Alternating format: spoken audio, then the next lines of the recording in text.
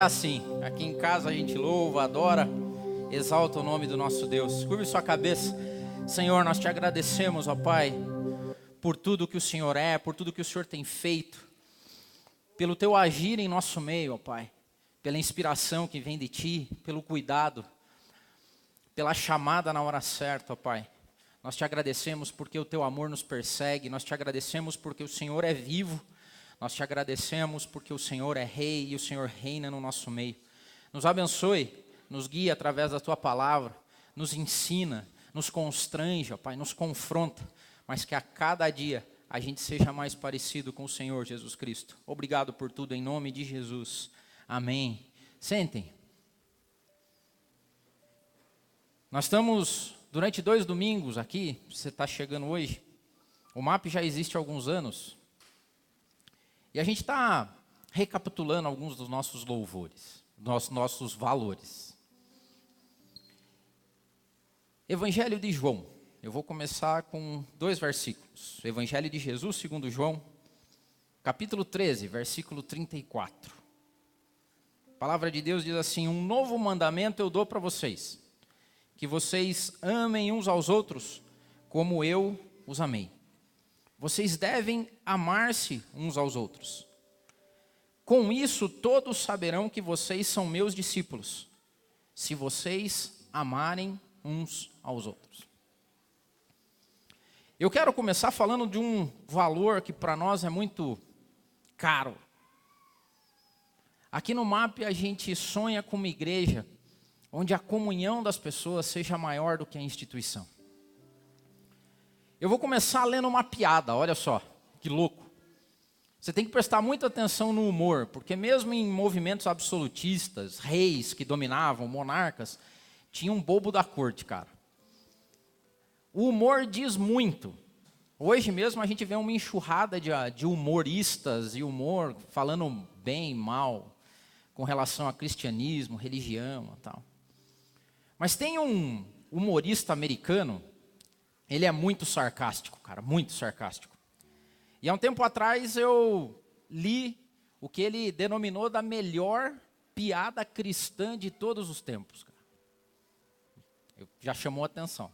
Aí eu fui ler, olha só a piada que ele contou. Uma vez eu vi um cara querendo se jogar de uma ponte. E eu disse para ele, não faça isso. Ele me respondeu, mas ninguém me ama. E eu respondi para ele, Deus te ama, você acredita em Deus? E ele disse assim, eu acredito em Deus. Você é cristão ou você é muçulmano? Ele falou, eu sou cristão. Ele falou, cara, eu também sou cristão. Mas você é protestante ou você é católico? Ele falou assim, cara, eu sou protestante. Ele falou, eu também, cara, sou protestante. De qual denominação você é? Ele falou assim, eu sou batista. Ele falou, cara, eu também sou batista, mas você é batista da Convenção Batista do Norte ou da Convenção Batista do Sul? Ele falou assim, eu sou da Convenção Batista do Sul. Caramba, cara, eu também. Mas você é da Convenção Batista Regular do Sul ou da Convenção Batista Independente do Sul? Eu sou da Batista Regular do Sul, ele disse. Eu falei, cara, não é possível. Eu também. Mas você é da Batista Regular Reformada do Sul ou da Convenção Batista Pioneira do Sul? Eu sou da Convenção Batista Reformada do Sul. Eu falei, cara, não é possível. É de Deus isso, porque eu também. Mas você é da Batista Regular Reformada Pentecostal do Sul ou da Convenção Batista Regular Formada Carismática do Sul? Ele falou assim, eu sou da Batista Regular Reformada Pentecostal do Sul. Falei, então morra, herege, e empurrei o cara da ponte. Um cara que não é cristão, velho, contou o que ele chamou da piada, a melhor piada cristã de todos os tempos. O sarcasmo dele estava querendo dizer uma coisa que a gente já deveria ter aprendido há muito tempo, e não só, eu acho que a gente sabe, mas a gente não vive de acordo. Eu vejo um monte de gente falando assim, no céu não vai ter placa de igreja. Mas aqui na terra vive como se o irmão do lado não fosse seu irmão. Nós fizemos do cristianismo, nós fizemos do estilo de vida de Jesus quase uma briga de torcida. Aqui no MAP a gente sonha com uma igreja onde a gente foque mais naquilo que nos une do que naquilo que nos separa. Nós não temos interesse em fundar uma instituição, tanto que a gente fala claramente, nós não somos mapianos, nós somos cristãos. Nós vivemos numa comunidade, nós não trazemos para nós a responsabilidade de acreditar que toda a verdade está contida aqui. Seria muita arrogância. Tem gente que não entende isso, porque a gente fala que qualquer membro do MAP ou qualquer participante da nossa comunidade é livre para ir e vir. Nós não acreditamos que nós perdemos membros o dia que eles saem daqui e vão congregar em outro lugar. Nós perderíamos membros se eles deixassem e abandonassem o caminho de Cristo. É difícil para as pessoas entenderem. Nós não queremos padecer no MAP de que a nossa instituição seja tão forte, que a nossa comunhão não alcance mais. Como eu disse certa vez para um amigo meu, falei assim, eu oro a Deus para que as nossas instituições não nos levem longe demais, a ponto da nossa amizade não alcançar mais. A gente acredita que comunhão se faz no dia a dia, e que essa comunhão tem que ser maior do que qualquer CNPJ. A gente acredita que o laço dos amigos e a broderagem que se cria no caminho é feito um a um. É feito com pessoas que passam apuro junto, que sofrem junto, que são discipuladas uma a uma. Que é como Jesus falou, vão em dois, cara. Não ande sozinho. Nós não queremos sofrer no MAP o que eu chamo de efeito Urias. Você lembra da história de Urias? A gente não quer ter esse efeito aqui, onde a instituição faça com que você sacrifique o teu amigo. Lembram da história? Davi, no auge do seu reinado, já meio largado com as coisas, toma a mulher de Urias, faz tudo o que faz. E tinha uma galera que era conhecida como os valentes de Davi. Sabe a broderagem extrema? Aquela galera que luta junto, que batalha junto. Sabe aquela galera que você fala assim, eu vou para a guerra, mas se fulano não for, eu não vou também. Que quando vocês estão juntos, parece que tudo é possível. Era essa galera de Davi. Eles eram muito chegados, velho. Era broderagem ao extremo. Só que Davi, cheio de pecado, faz o que faz. E olha o que diz Samuel. Quando ele vê que ele não tem mais o que fazer, ele decide matar Urias. E ele manda uma carta a Joabe dizendo o seguinte, segundo o livro de Samuel diz assim, sucedeu que pela manhã Davi escreveu uma carta a Joabe e mandou-lhe pela mão do Urias. Cara, olha só que ironia do destino. O cara que ia ser sacrificado levou fielmente a carta do rei para aquele que ia ser o algoz dele. E escreveu na carta dizendo o seguinte, coloque Urias na frente da maior força da peleja. E quando ele estiver lá, saia fora. Deixe o cara morrer. A instituição chamado rei, a instituição chamado monarca, definiu que dois amigos... Cara, eu se sou aqui de boa. Se eu sou Joabe, no mínimo eu questionaria. Velho, esse cara lutou com a gente até hoje, nos ajudou a trazer até aqui. Foi até aí, nem quis ir para a casa dele, porque ele não queria passar coisas que nós não podíamos passar, porque nós estamos no calor da batalha. Agora chega uma carta do ungido de Deus, dizendo o seguinte, a hora que o teu amigo estiver no calor da batalha, abandone ele. Quantas instituições fazem isso hoje? Quantas instituições pedem para que você sacrifique teus amigos? Que você deixe de ver, que você deixe de visitar, que você largue. Isso é o efeito Urias. Pois bem, nós não desejamos uma igreja assim. Nós desejamos uma igreja onde a comunhão das pessoas seja tão grande, mas tão grande, que a instituição fique pequena. Que o nosso CNPJ não importa, que o nosso nome caia por terra, mas que a gente vá em comunhão. Se no céu não vai ter placa de igreja, por que cargas d'água eu tenho que ficar defendendo a minha? Se o céu é comprado pelo sangue de Jesus na cruz do Calvário, se nós, pastores, não podemos fazer nada para salvar as pessoas, a não ser pregar o evangelho, por que eu tenho que defender a minha igreja como eu defendo um clube? Nós não queremos isso, nós não sonhamos com esse tipo de igreja. Nós sonhamos com uma igreja que, assim como Jesus, não faz acepção de pessoas. Porque em Atos capítulo 10, a gente vê a história de Pedro.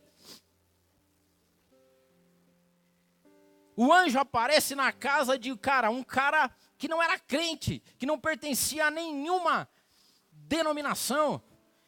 Deus se faz presente e ouve as orações de Cornélio. Cornélio não era nem crente, Cornélio não pertencia a nenhuma religião, Cornélio adorava a Deus, era santo, justo, reto, temente a Deus.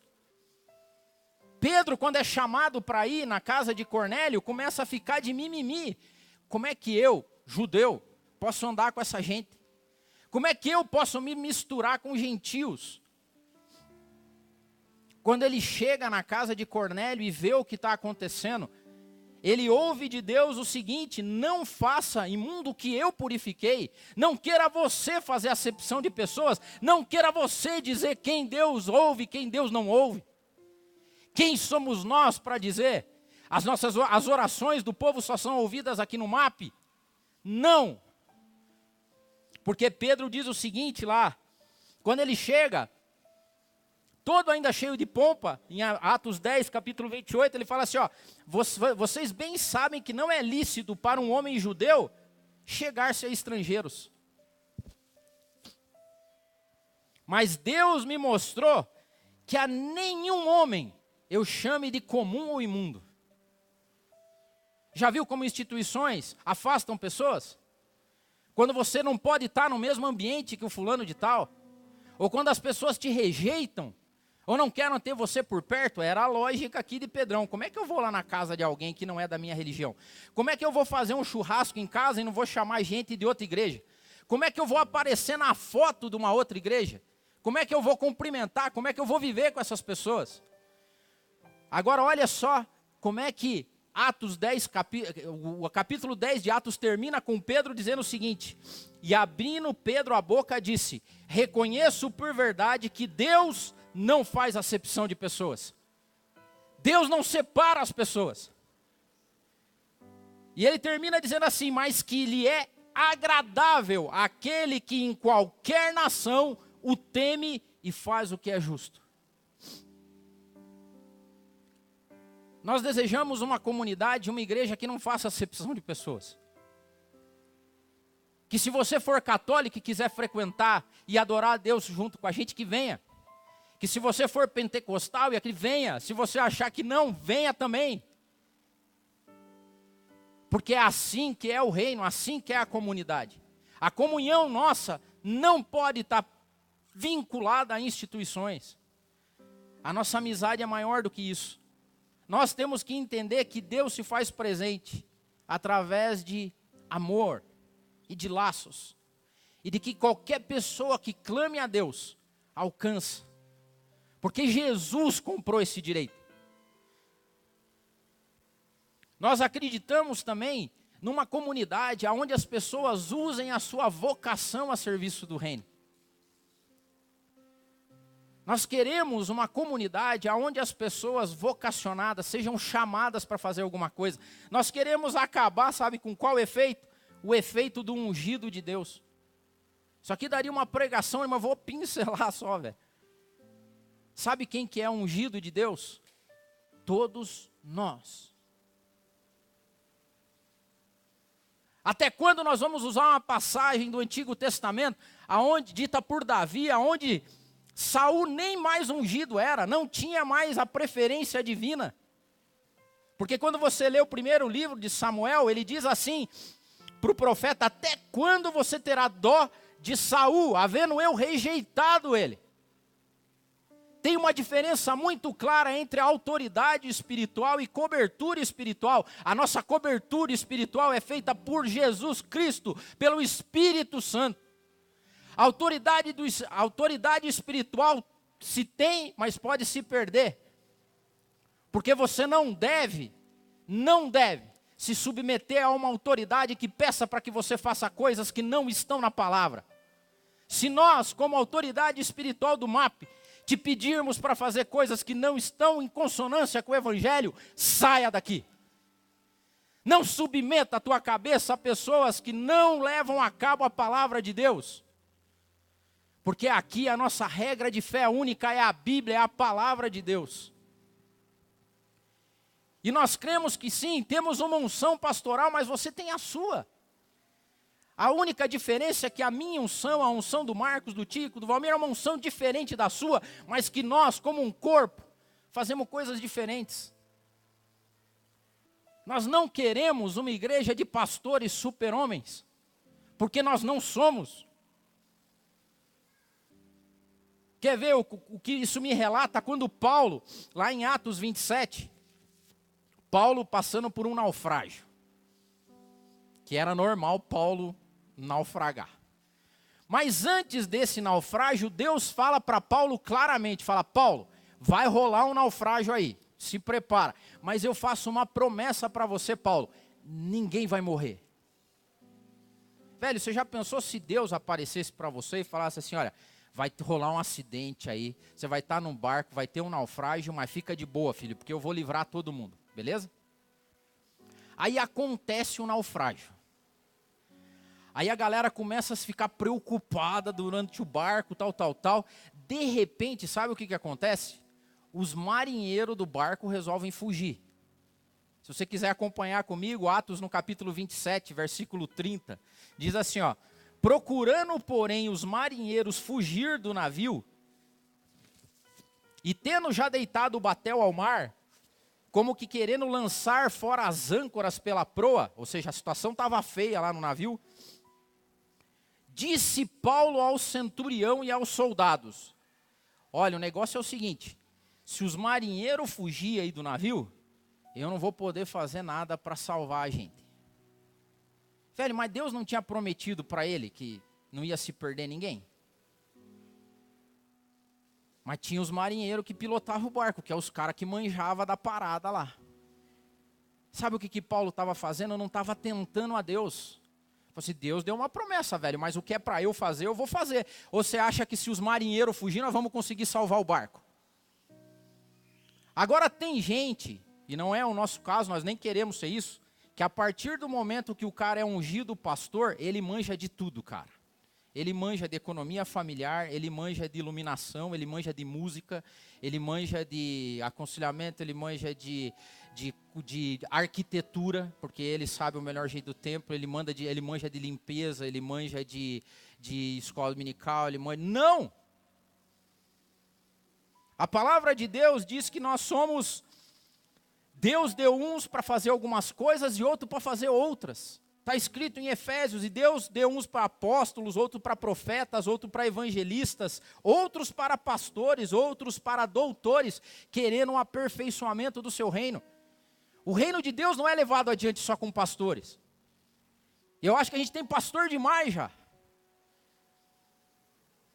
O reino de Deus, como a Bíblia diz, nós somos um corpo. Não adianta o pé querer que todo mundo seja pé, não adianta a mão querer que todo mundo seja mão. Nós somos um corpo em perfeita harmonia. Cada um tem o seu chamado. São vários ministérios. Paulo diz de novo, escrevendo aos Coríntios, acerca dos dons. Portanto, vocês têm que saber que há diversidade de dons, mas o Espírito é o mesmo. Há diversidade de ministérios. Tem igrejas que não fazem o que o MAP faz, tem igrejas que não fazem o jeito que a gente faz. Mas tem igrejas que fazem o que a gente faz, tem coisa que a gente faz que é melhor que os outros, tem coisa que os outros fazem que é melhor que a gente. O que deve saltar aos nossos olhos é que aqui em casa nós valorizamos toda a família. O que você tem que entregar para Deus? O que você pode trazer para Deus? Qual é o teu chamado? Nós sonhamos com uma igreja que, como um corpo, cada um possa fazer sua parte. Que as pessoas entendam que elas têm um chamado. E como nós cantamos aqui, que nós somos uma nação eleita, que nós somos sacerdotes reais. Nós não vivemos mais no Antigo Testamento, que tinha um sacerdote, um sumo sacerdote, que era responsável por levar a vida religiosa do povo. Jesus sofre, Jesus morre na cruz do Calvário, o véu se rasga de alto a baixo.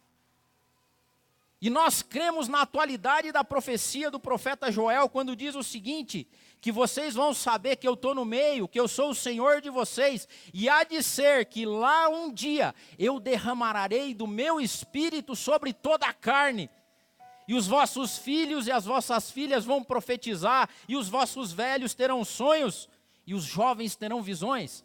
Nós acreditamos que essa profecia é para agora, que o Espírito Santo já foi derramado sobre toda a carne, que você é sacerdote de Deus, que você deve ser sacerdote lá na sua casa, que você deve ser a representação do reino lá fora, que você deve levar a cruz de Cristo no trabalho, na faculdade, em tudo que você faz.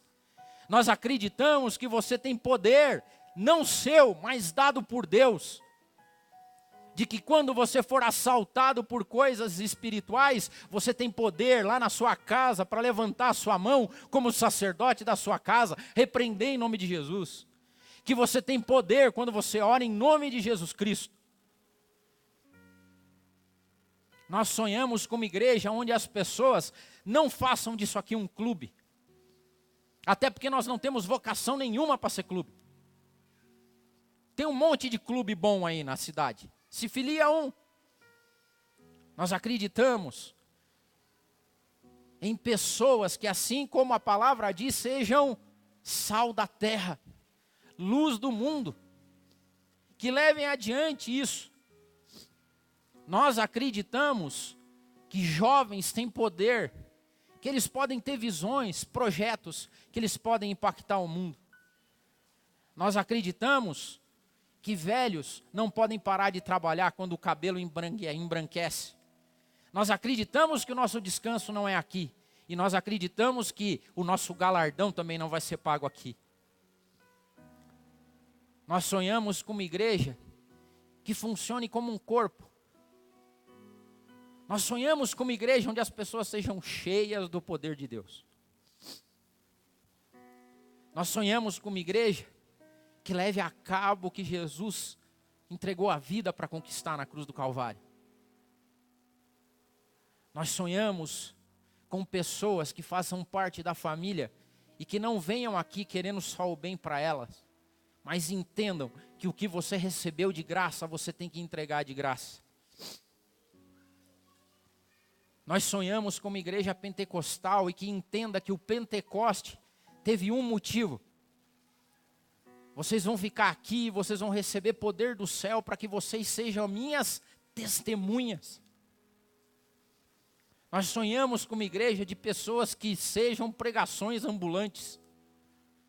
Nós sonhamos com uma igreja que as pessoas, olhando para a sua vida, tenham sede.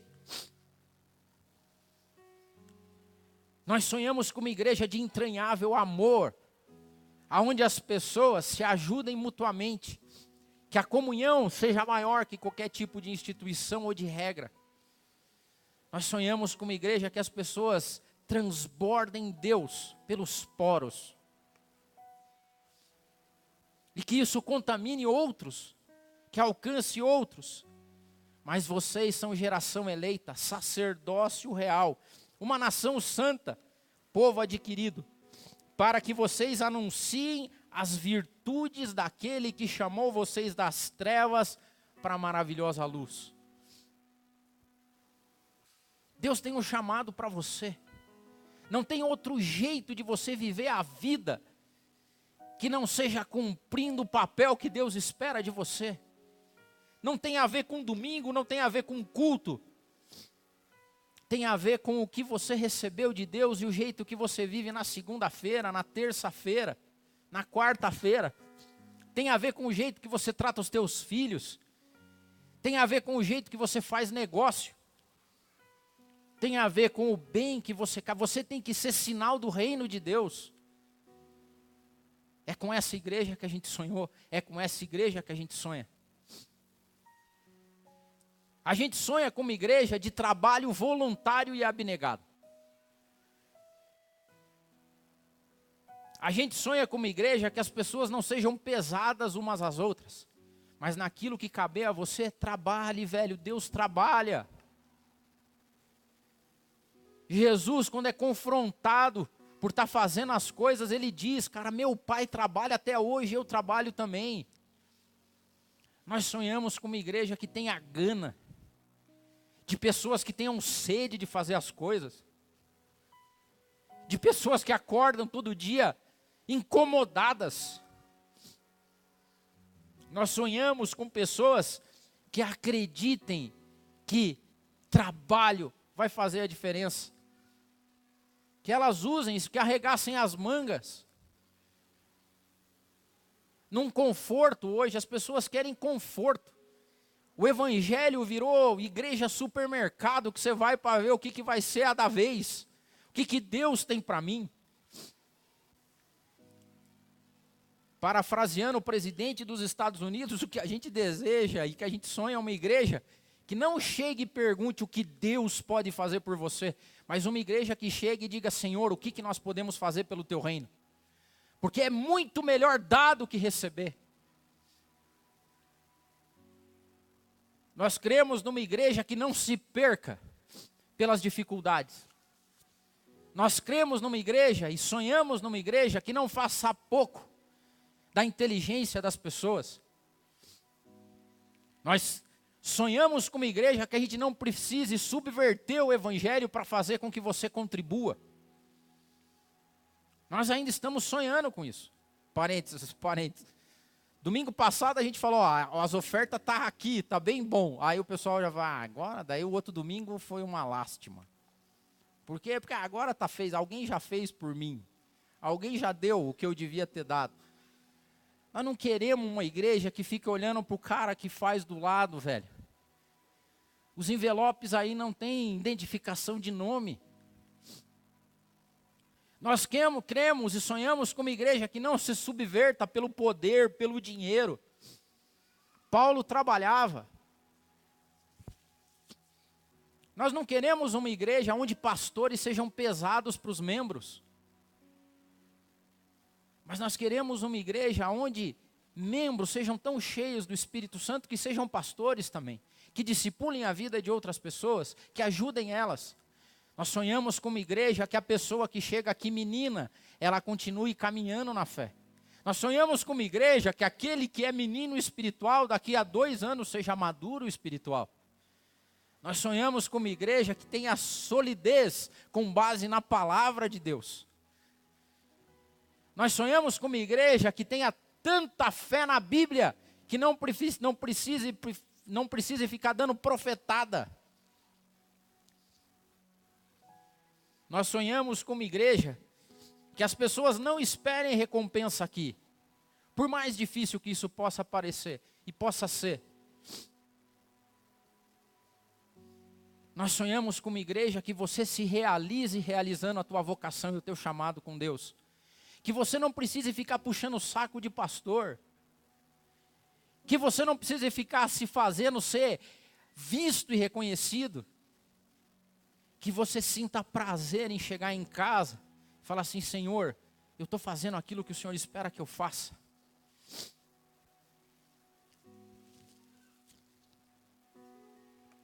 Nós sonhamos com uma igreja que não sofra do efeito mamon. Que quanto mais tem, mais em si mesma. Que quanto mais tem, mais quer para ela. Talvez a gente possa ser meio bobo, sabia? Talvez a gente possa ser sonhador demais. Talvez as trevas e as águas já estão tão grandes, tão altas, que a galera diz, e é o que a gente ouve, vocês são bobo, cara, isso aí não vai dar certo. Vocês não vão cobrar a galera? Vocês não vão ficar pegando no pé deles? Não vai dar certo. Vocês vão deixar que eles contribuam conforme eles sentam no coração? Pesteou, velho, vocês vão fechar. Talvez a gente seja bobo demais. Talvez a gente seja sonhador demais. Eu estou achando que a gente tem fé demais. Eu estou achando que a gente está em Hebreus 11, velho.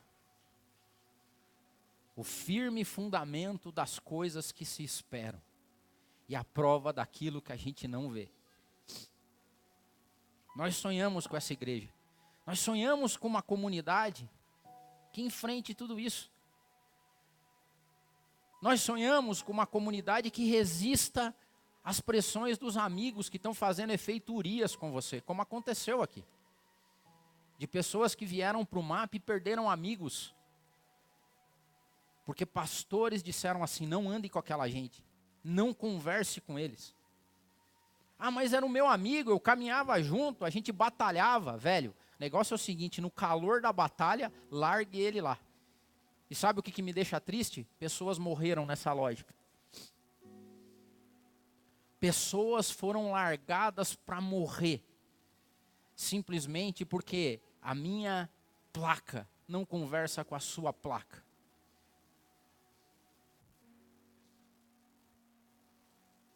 Nós sonhamos com uma igreja que, assim como disse Jesus, cara, seja reconhecida pelo amor.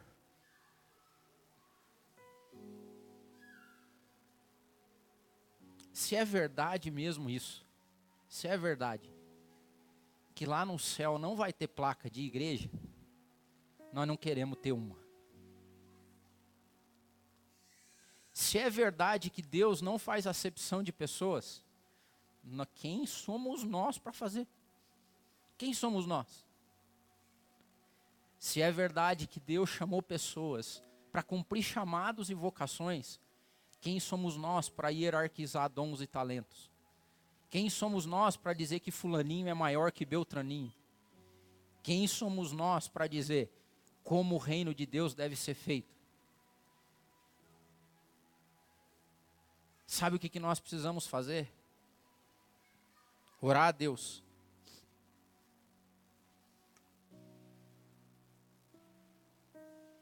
E se você pensar qual é a oração que a gente deve fazer, velho.